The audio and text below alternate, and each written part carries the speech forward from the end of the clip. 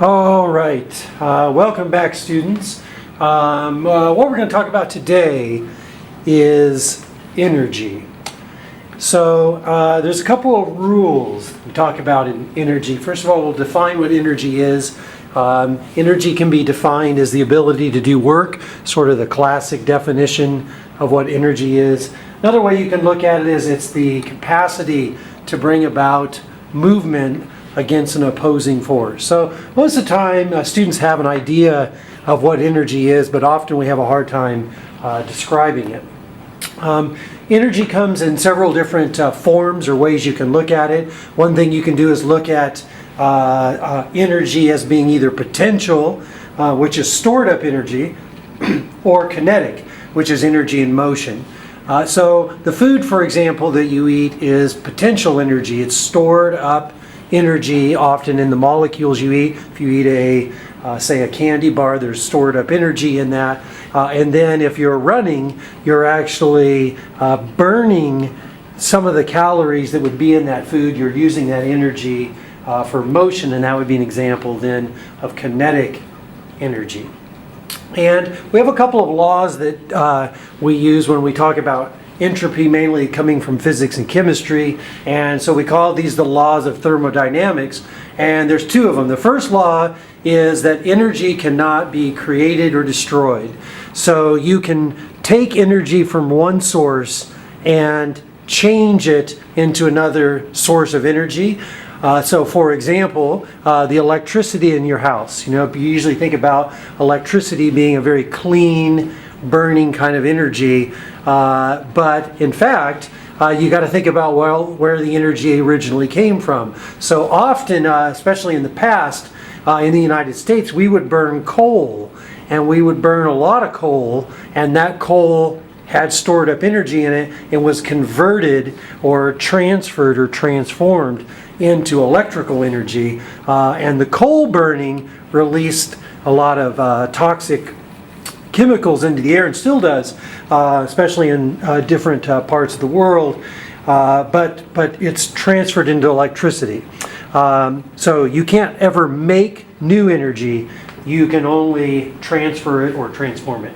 And then the second law is often confusing for people, and it's basically the idea that we say in the second law of thermodynamics is that energy is something that isn't able to be transferred with 100% efficiency, which means that every time you transfer energy, some of the energy escapes as a source, for example, is heat. Okay, so for example, if you take a hamburger and there's 1,000 calories in the hamburger, when you eat the hamburger, you don't actually get 1,000 calories out of the hamburger that you can use, because as you chew it up and try to digest it, some of the energy in that escapes as heat. So this idea of entropy is that entropy is a measure of how disordered something is, and so heat is, in the energy sense at least, is the ultimate source of high entropy, meaning it is very disorganized. So heat itself is a state that the energy is not organized in a way that you can actually use it. So heat is actually like a byproduct of burning food or wood or that kind of thing.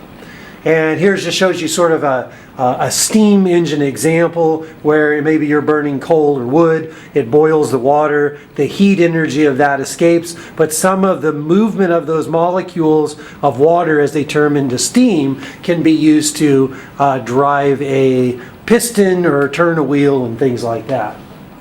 Okay? The other thing we could do that's important in this class is talk about kinds of chemical reactions in terms of what happens to the energy.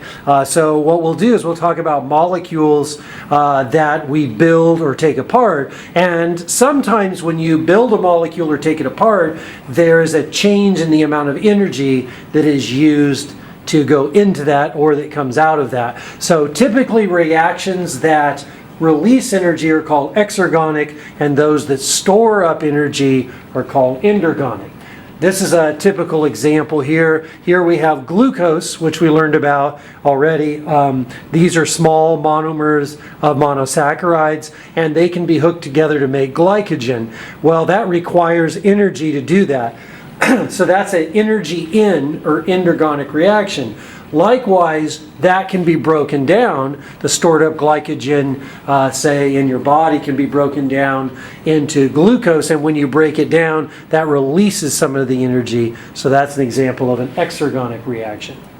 Okay, another very common one we'll see in here is ATP and ADP. So when you put energy in, and you take, say, a molecule of like ADP, and you put energy in, you can stick this third phosphate group onto that, and that forms ATP. So you don't need to memorize the details of these structures right now, but you do need to notice that ADP with a D, as in dog, is very, very similar to ATP with a T, as in Tim, but the difference is that third phosphate, and that makes all the difference. And you notice here there's all these negative charges here. Well, this is also negatively charged, so to stick that on there's a resistance, so it's going to require energy to hook those up. Likewise, when we break those down, some of the energy is going to escape.